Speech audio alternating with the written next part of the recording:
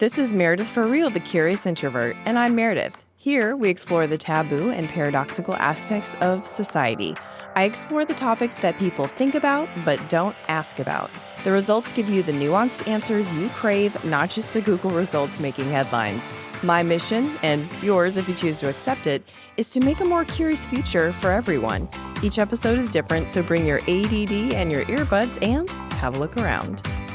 This episode is a remastered favorite and one pertinent as we approach the holidays because drinking culture and holidays just seem to go hand in hand. So whether you're trying to build your own sober confidence, better understand where a friend is coming from, or asking yourself if you should cut back, this is a good episode for you. My guest shares insight from her own sobriety journey in an approachable and scientific way. You'll learn things like the threshold of alcohol benefit to harm, the real way to know if you have a problem, and what it's like being sober but being married to someone who isn't. If you end up liking this one, you'll also like the one I did with a sobriety coach exploring how to keep friends in early sobriety. That's episode 198.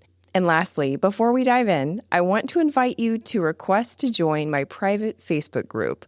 I like it because it feels like a more personal way to share with all of you. So I do post things in there that I don't post anywhere else. And people in the group like it because their feedback helps shape the show, and I do giveaways. You can search MFR Curious Insiders on Facebook or click the link in the show notes. I hope to see you there. All right, friends, keep it curious. Have you seen a friend on social media announce their sobriety and you thought, wow, I didn't know that they were an alcoholic? Have you ever Googled, am I an alcoholic? Well, that's exactly what my next guest did. And although the answer was yes, there wasn't an immediate transformation. It was a winding journey between her Google search in 2014 and sobriety in 2019, all while working full-time as a pharmaceutical biochemist. Well, she recently traded her lab coat for a microphone to be a full-time podcaster for her show, Sober Powered, where she talks about the science and psychology of addiction with topics like mommy wine culture and drinking dreams. So whether you're wanting to better understand your newly sober friends, are sober curious yourself, or approaching your own rock bottom, this episode promises to be a shame-free zone and the meaningful entertainment that you've come to expect. Today, she's going to help us finally understand the difference between a pastime and a problem, why we drink matters, and if it's possible to be a heavy drinker but not an alcoholic. Relatable realist, 2 years going strong, sober scientist, Gill Tietz. Thank you so much for being here. Thank you so much for having me. What an intro. Well, I really love your show. I'm so glad that we met in real life, in the analog, as I like to say, at our podcasting conference. And I really appreciate your non-preachy approach to sobriety. I mean, you're really big on positive self-talk and like creating a shame-free environment for yourself and for others. And I was hoping we could maybe kick things off by you talking about why that matters to you. Yeah, there's so much shame in feeling like you can't control something that is so much, and that prevents someone from getting help, that I try to be mindful of removing any additional shame in the way that I talk about things, because that keeps people stuck for years. Just the shame that why can't I control this thing? It seems like everyone else can. That makes sense. I never thought about the kind of not innate, but the shame that already comes with the package of alcoholism. So I would see where you have to separate that a little bit in order to move forward. And you didn't quit cold turkey. You did like a 90-day challenge where you stopped drinking and then you went back to drinking. How did you decide that just taking a break wasn't the answer? So I took the 90 days because I wanted to cure myself, which I'm sure a lot of people can relate to. But I thought 90 was better than 30. I didn't think I could be cured in 30, so I just decided 90. And then when I went back to drinking, I did actually moderate for the first time in my whole life. I would have 2 drinks on Saturday night, and I wasn't drinking any more than that. I wasn't like fighting off cravings or doing anything.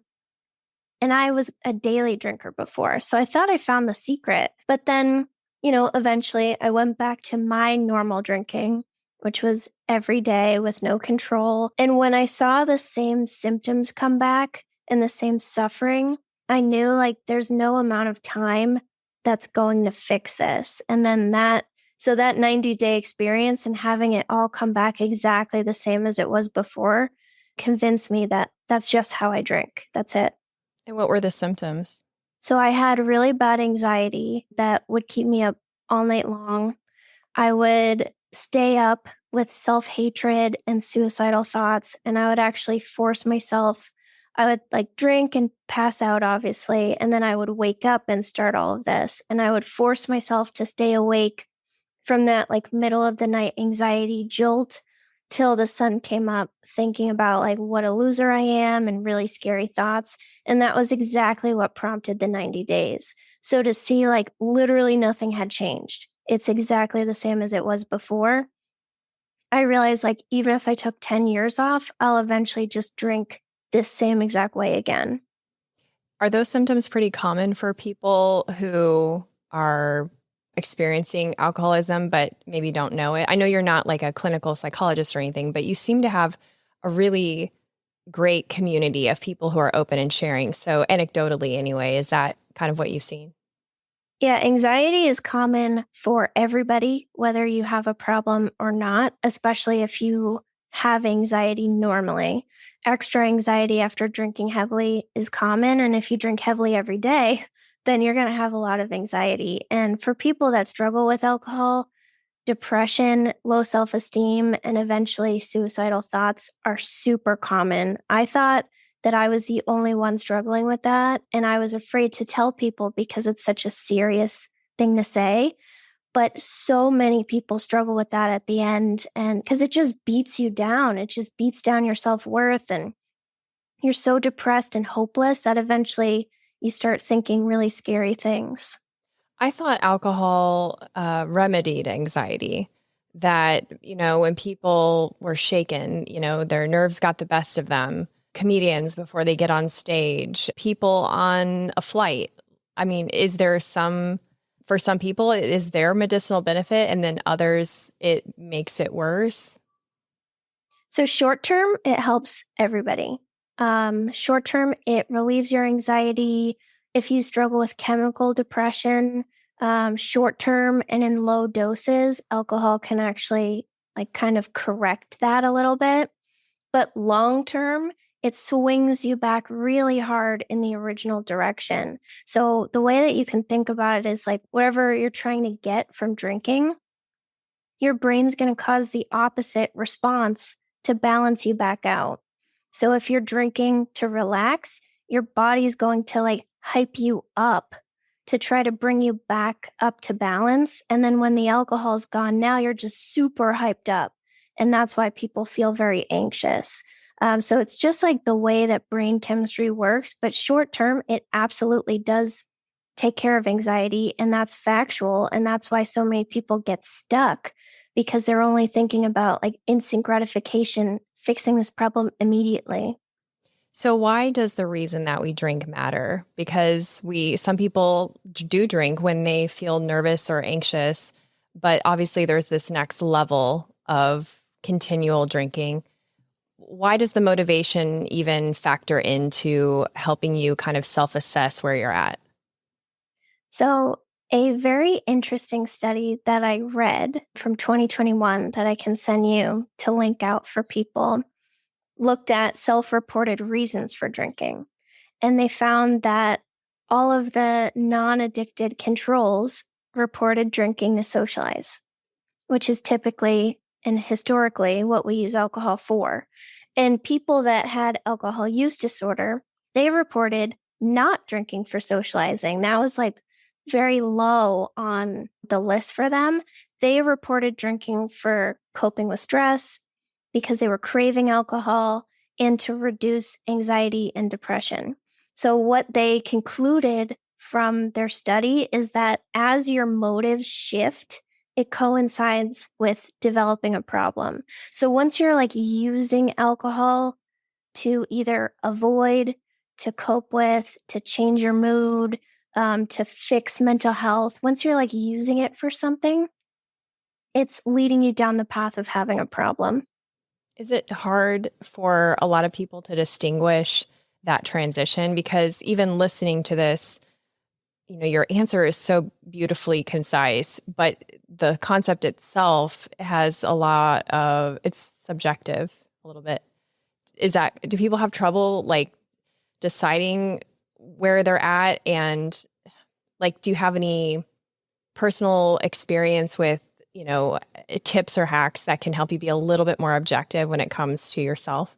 Absolutely. So define socializing in your head.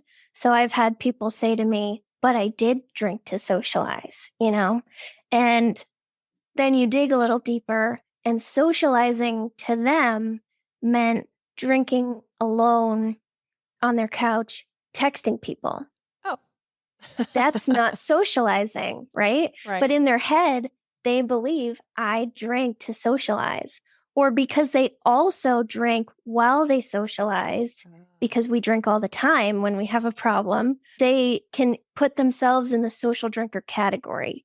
So I would define like, what is socializing? Not to you, but what actually is socializing? It's going out with other people and not like in your house by yourself. So I would look at like your outcomes, like what's happening right before you drink. What are you feeling? Do you drink and you feel a lot of relief afterwards? That might be because you're trying to use it for some outcome. So some people drink, like you said, socially, but then others, I don't know, I think they define alcoholism. I've heard people have this conversation like, well, what is alcoholism? Especially when determining it for a person in their life. And often you hear, well, it doesn't disrupt they can go to work fine. I don't know, like some people just behave differently on alcohol. Like they aren't embarrassing. They're not fighting. Some people are, but I guess, can you be an alcoholic? I'm trying to figure out how to even word this question. Can you be an alcoholic without hiding drinks in your pencil drawer at work? Can you be an alcoholic if you are not drinking first thing in the morning? Can you be an alcoholic and have just a 6-pack after work every day, but not wake up with a hangover? Yeah, so the stigma tells us that you have to be like the worst drinker in the entire world to have a problem. Right. And either you're the absolute worst drinker ever or you're fine. And that's not the case. I've never hidden drinks ever. I never drank at work. I got my master's degree while I was drinking. Like you can be highly, highly functional and still have a problem. I think the only question that matters is, does your drinking make you miserable? Are you miserable? And if the answer is yes, then maybe you need to reevaluate, because I thought I just had this horrible life. Everything sucked. My husband was the worst, my job was the worst, my family, the worst. I was the worst. And alcohol helped me get a little bit of a break from my horrible life. But in reality, alcohol was causing this spiral that made me super dramatic and feel like everything was so bad. And when I stopped drinking, I was like, oh, everything's kind of a disaster right now, obviously, because I messed up a lot of stuff, but I can fix it. It doesn't have to be a disaster forever. So it clouds your judgment. It like makes you see the world in a different way from the way that it actually is. And we think like alcohol is our best friend and that it's helping. But if you're miserable, that's a sign it's not your best friend. What do you think holds people back from starting their sobriety journey? It's so normal. Drinking is just so normal and cool. It's literally everywhere. I get like an ice cream. I guess I'm embarrassing myself now. I get like delivery ice cream. Wait. That's a thing? Yes, I do it a lot. And they ask me, do you want to add alcohol to your order? Do you want your dasher to pick up alcohol? And it's like, no, I don't need alcohol as my ice cream. And like Instacart will ask you, there's like billboards all over the place with alcohol. It's in like every movie and show, and they drink heavily with no consequences. It's everywhere. At work, there's like alcohol in the kitchen. There's work happy hours. Like we feel like we're going to be left out and no one's going to want to be friends with us anymore. And we believe that like everybody drinks. Wow. I mean, I am a little stuck on ice cream delivery, but I'm still with you. Try it. That's incredible. You're right, though. Our society has given a total pass to alcohol. Pictures of wine on tote bags. As I mentioned in the intro, mommy wine culture. I remember watching Cougarville, which was a sitcom with Courtney Cox at one time, and Bob was the name of the giant wine glass. It was, I'm only having one glass of wine, but it was like 3 bottles fit in that glass. And yeah, it's almost like not cool to be sober. Although I do see more and more people choosing sobriety for what I imagine are different of reasons. And it's creating market signals. There's companies who are making non-alcoholic drinks. And I guess that kind of leads me to my next question, life after sobriety, especially when your husband drinks socially. You, I presume, live together. What does that look like? Can you drink non-alcoholic drinks without being triggered? Do you keep alcohol in the house? When y'all go to parties together, does he abstain just for your benefit? Tell me about that. Yeah, so I set some boundaries. I was a wine drinker. Wine was life for me. And my husband was also a wine drinker. So I asked him when I stopped, because when I stopped, I said it was forever. Some people like one day at a time. I don't. I just said forever. So I said, can you never drink wine around me ever again? And it might sound like, wow, that's unreasonable, but it's really not. I am obsessed with alcohol.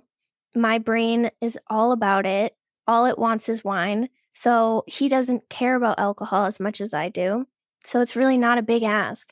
He's not going to die if he doesn't drink wine around me. So I asked him to never drink wine ever around me. And he drinks beer or mixed drinks. And we do have beers in the fridge occasionally for him. And that's not a big deal for me. Wine around me would be a really big deal. When we go out, it's fine if he drinks around me. I do personally like non-alcoholic drinks. I think they're very helpful in social situations. I think they've also given me a glimpse into what, moderate social drinkers actually experience when they drink alcohol, because I only know my own experience of like obsessing and chugging.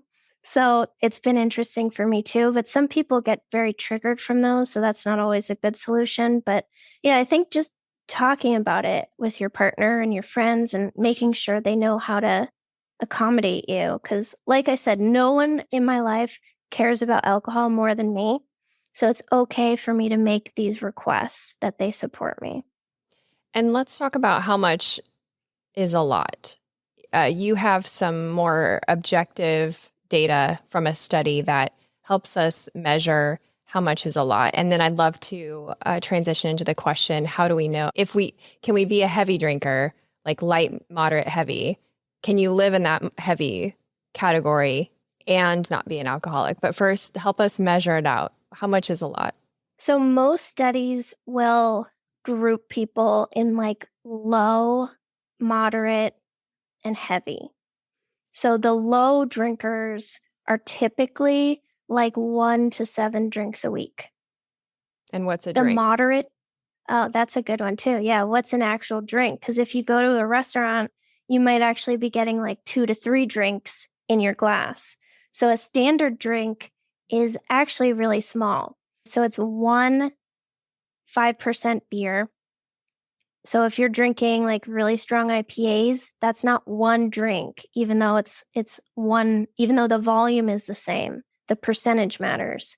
It's also only 5 ounces of 12% wine, which is a teeny tiny amount of wine. Wow. 5 ounces. That is. And 12% wine, like a lot of us are drinking 14 or 15% wine. So now that's like way less than 5 ounces, or like 1 shot, which is, pretty typical. Okay, so low was how many drinks a week? 1 to 7 standard drinks. Okay. So not much. And moderate? Moderate is 8 to 14. And then heavy is typically above 14 because the guidelines for men are 14 or less drinks a week, no more than 2 a day. For women, they're no more than 7 drinks a week, 1 drink or less a day. So some studies, if they're just looking at women, they might even group 8 drinks or above as the heavy drinkers. And I read that once and I was like, if 8 drinks a week is considered heavy to you guys, then what about the 89 drinks that I was having? 89, that's a very specific number. It sounds like you actually counted it. I used to try to count to get it. I wanted to get it under 30 a week. That was like moderate drinking for me, was under 30. Like really, if I could get it under 25, then I would be like a superstar. But I didn't actually count above that because I didn't want to know. Hey, Curiositors, just a quick pause to show gratitude to our sponsors and give you some special deals. It's that time of year for front porch pumpkins and football barbecues, but here in the southern U.S., mosquitoes can still be an unwanted part of the equation. I've been using Insect's mosquito service since 2019, and I love that they guarantee their work and pollinators are always top of mind. But don't wait to get on their schedule. If you're in the Florida Panhandle or the Gulf Coast of Alabama, give Insect a call, ensec.net. I'll be honest, there are not a ton of podcasts in my rotation, but the Jordan Harbinger Show is one of them. He and his guests weave story and thought with such conversational ease. You get sucked in the best way possible. I recently listened to episode 1031 with guest Dr. Sarah Hill about how birth control rewires women's brains. I love that he chose that topic, and it's so good that you'll want to take notes. I also really love episode 784 with Rami Romani, who shares incredible stories of ancient and modern-day Egypt, including a super intense escape story with him and his wife, and the truth about ancient Egyptian curses. I mean, just from those 2 episodes, you can see how varied his topics are. You can't go wrong with adding the Jordan Harbinger Show to your rotation. It's incredibly interesting. There's never a dull show. Search for the Jordan Harbinger Show. That's HARB as in boy, IN as in Nancy, GER on Apple Podcasts, Spotify, or wherever you listen to podcasts. This show is also supported by the UWF Historic Trust. Don't pick another boring venue for your next work event. Check out one of the Pensacola Historic Trust's 12 museums. Now, if you watch the show on YouTube, you see the beautiful backdrop of Trader John's, the exhibit where I record the show inside the Pensacola Museum of History. Booking an event with the Trust will not just be a memorable event for your guests, but also support the efforts to keep Pensacola's historic charm preserved. Learn more at historicpensacola.org. Now back to the show. Remember to stay till the end where I give you a sneak peek of next week's episode. Wow, that's so fascinating. I think that puts a lot of people in a higher category than they thought. Yep. Okay, so here's the secondary question to that. Can you be a heavy drinker and not an alcoholic? Absolutely. You can. Some people will never get addicted no matter how much they drink. And it doesn't mean that, if you're addicted, you have the shakes and you've ruined your life. You can be emotionally and psychologically addicted without being physically dependent. So someone who is mentally addicted, they obsess over it. They think about it all the time. They can't imagine never drinking again. They can't take time off. They can't leave drinks behind, like things like that. Their life becomes very focused around alcohol. But other people, maybe they're going through a tough time and they lean on alcohol a bit and they drink very heavily. And then as the tough time resolves, they back off naturally. Those people, aren't that common, but it is possible. And that kind of goes back to the alcohol gets a big pass in society as well, because while it is understandable to have somebody lean on alcohol during a tough time, for them to continue to drink is also perfectly normal. Meanwhile, I remember when I first moved to Pensacola, I didn't drink hardly at all. And it just wasn't something I was comfortable doing. I wasn't into it. And the fact that I wasn't into it made other people so uncomfortable. We couldn't even have like a whole conversation. They were like, but why aren't you drinking? And I was like, I don't know. I just I probably should have thought of something really clever, but whatever. So I just said, I just don't want to. I'm really happy with, also, I don't drink soda. So like I was very obviously drinking a water with lemon. So maybe that was my mistake of not blending in properly, but it made them so uncomfortable that was like the whole gist of our conversation was them interrogating me. And so I can see where there's a lot of barriers for those who are trying to move into sobriety. Would you suggest something like the 90-day challenge to someone who is trying to better self-assess, or do you think that's harmful? I think if you're scared that like never drinking again seems impossible for you, like life wouldn't even be worth living, definitely try somewhere between 30 and 90. I personally don't think 30 is enough because if you've really like blasted yourself with alcohol for years, you get a lot of mental clarity around the 60-day mark. So there's a lot of really positive. So the first month is mostly like physical changes and your health improves and your liver is like, restored. And the second month is more like cognitive changes. And those are really important for understanding why you drink and understanding cause and effect of your drinking. So that's why I recommend like a little bit longer.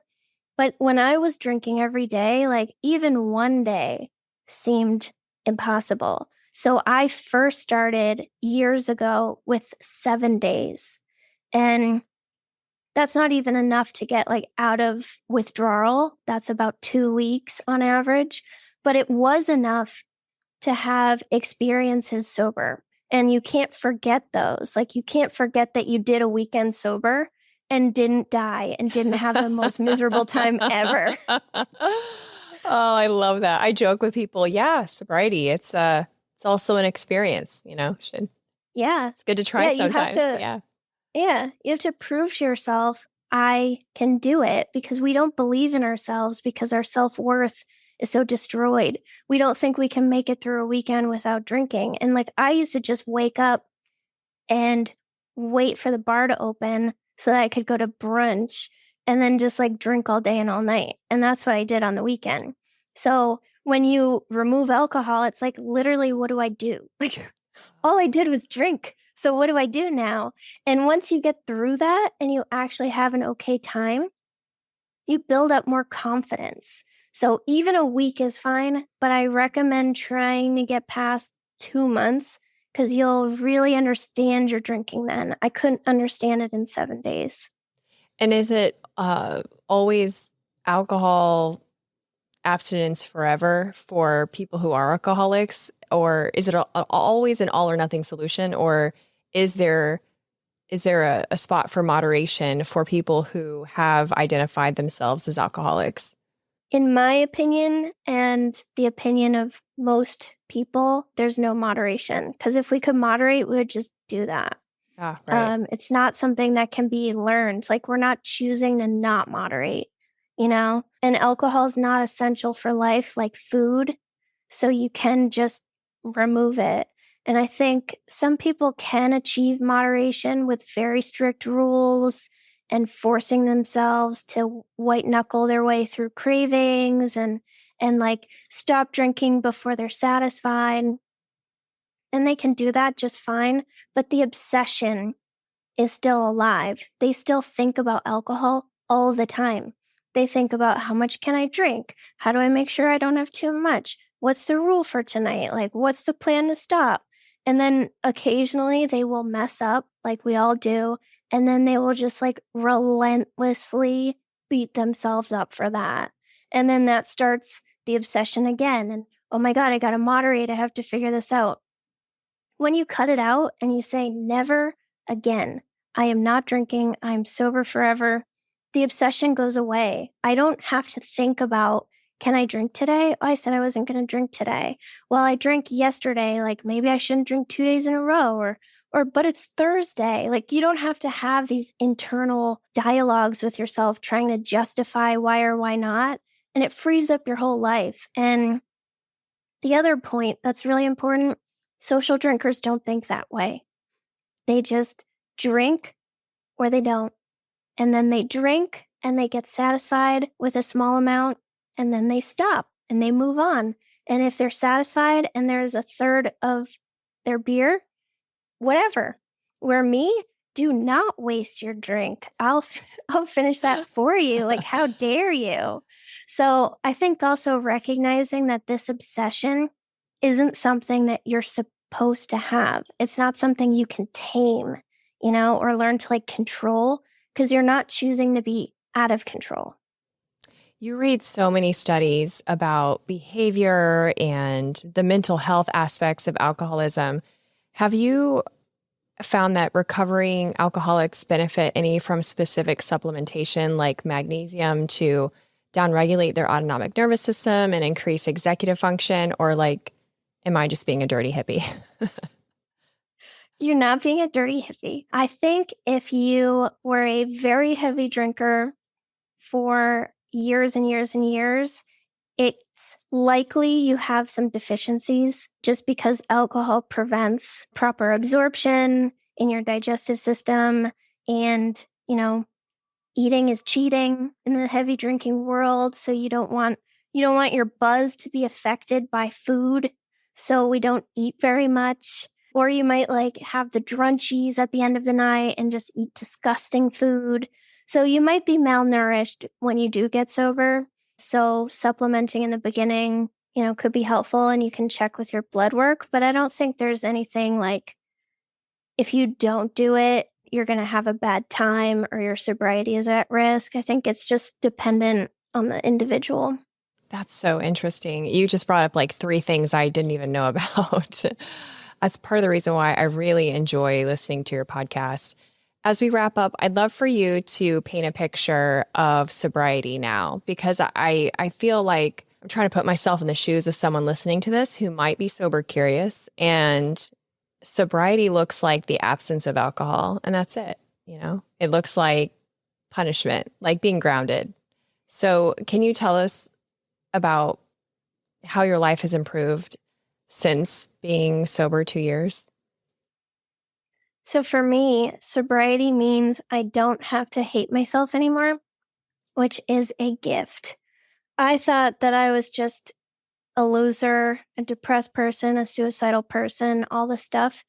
I don't have to be. It was just the alcohol. And when I removed the alcohol, I could work on things in therapy. I could improve my life. I could make changes. I could work on my marriage. So another thing about sobriety is I can literally do anything as long as I want it badly enough. Before, you break your promise to yourself every single day when you say, I'm not going to drink tonight, or I'm only going to have 2 drinks tonight. And then you have 300 again, every other day. And that beats down your self-esteem. And for me, it got to the point where I would try to set a goal. And as I'm thinking the goal, another voice would come in my head that would be yeah, right. You're not doing that. So I couldn't even think up goals for myself without beating myself down first. So now that I don't have that self-hatred anymore and that voice, I can do whatever I want. It's freedom, which is why I have my free tattoo. Ooh, I like it. But yeah, it's freedom. You don't have to obsess about alcohol anymore. You don't have to hate yourself anymore. It's just the best. And all you have to give up is stupid alcohol, which isn't even that great. It kind of isn't. Thank you so much for sharing this. Tell everyone where they can follow you and listen to your podcast. So if you search for Sober Powered, you'll find me all over. That's my show, my Instagram, my Facebook group too, if you're sober curious and want a safe space. And I'll be linking the studies that you mentioned and the social media resources also in my email when this episode comes out. So if you're listening or watching and you want to be a part of that and get that email, just text REAL to 66866 if you're in the United States. If you're outside the US, you can go to meredithforreal.com and sign up to get the email there. Thank you so much, Jill. This was awesome. Thank you for having me. Thanks for listening. If you liked this episode, you'll also like the one I did with a sobriety coach exploring how to keep friends in early sobriety. That's episode 198. Stay tuned next week when I speak with an economics professor to ask what's the real reason it's so hard to afford housing. Until then, keep it curious.